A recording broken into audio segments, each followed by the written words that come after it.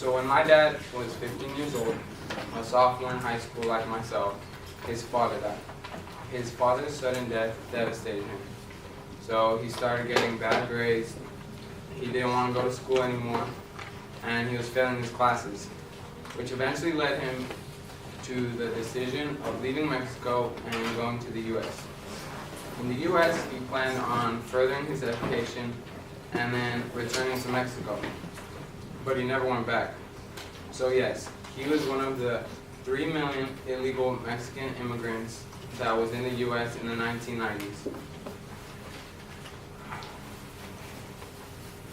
He was also one of the 700,000 immigrants that arrive in the U.S. each year.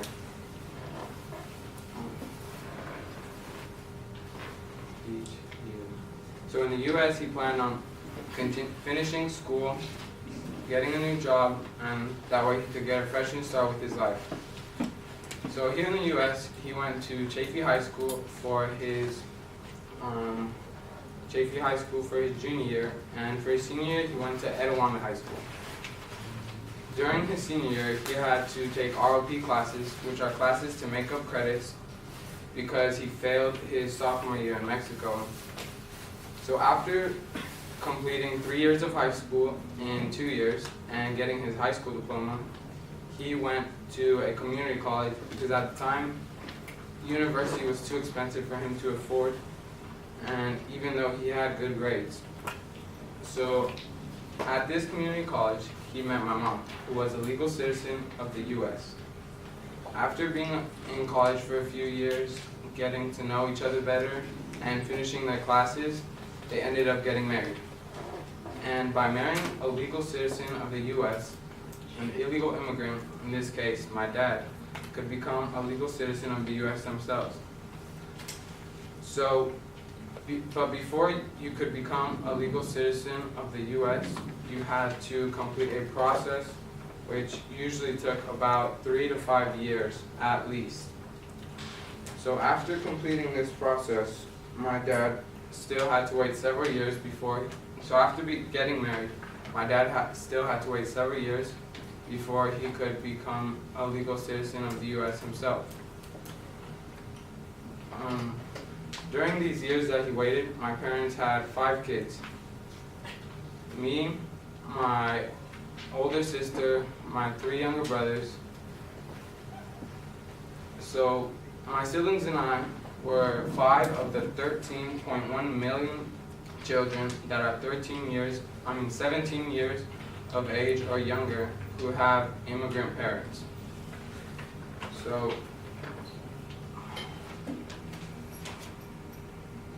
my dad was an illegal immigrant in the U.S. with 5 kids, which would be very hard to handle. And on top of that, my mom had drinking problems, so it would only be even more challenging. So every day, my dad would take care of us with the fear of being deported back to Mexico, leaving us only with our mom, which would end up being a disaster. Every day, he had the fear that he would be deported back to Mexico and never be able to see his own children again. Every day, he had the fear that he might be one of the hundreds of thousands of immigrants that get deported each and every year. Every day he wished that he could see his friends and family in Mexico again. But he knew that if he went back to go visit them, that he might not ever see us again. All these fears were only motivation for him to work harder every day, to take care of us and to keep us safe. At the time, my younger brothers didn't know what was going on, but my older sister and I weren't as little as him, so we did. And so every day we would be afraid that we might not ever see him again, that he might go back to Mexico, and we'd have to go through the life with our mother who had drinking problems.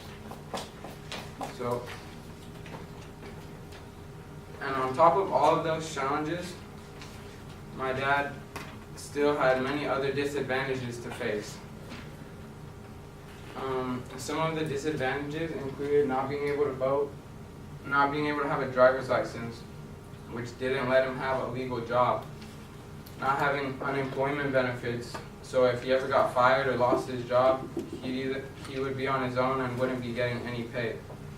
No disability benefits. So if he ever got injured, he would either have to work through the injury or just not get paid. No social security benefits. So if he wanted to retire, he wouldn't get any government help and he'd be on his own. And finally, no income credit for taxes.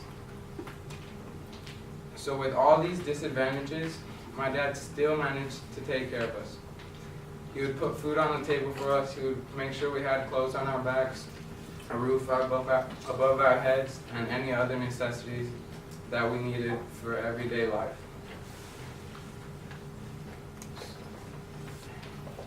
So after many years of enduring this difficult life of an illegal immigrant, my father became a U.S. citizen. He became one of the 6.6 million illegal immigrants to become a citizen of the U.S. in the past decade. So after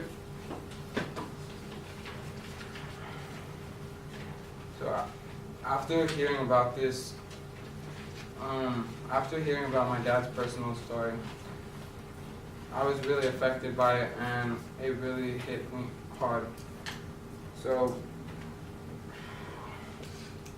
what I'm hoping that you have learned from this experience that I've gone through with my father, I hope that you understand that the life of an illegal immigrant in the U.S. is very challenging and illegal immigrants are constantly living in fear, and immigration is not a subject to be taken lightly because it affects the lives of millions of people every day. Our country was founded by immigrants, and they were given a chance at citizenship.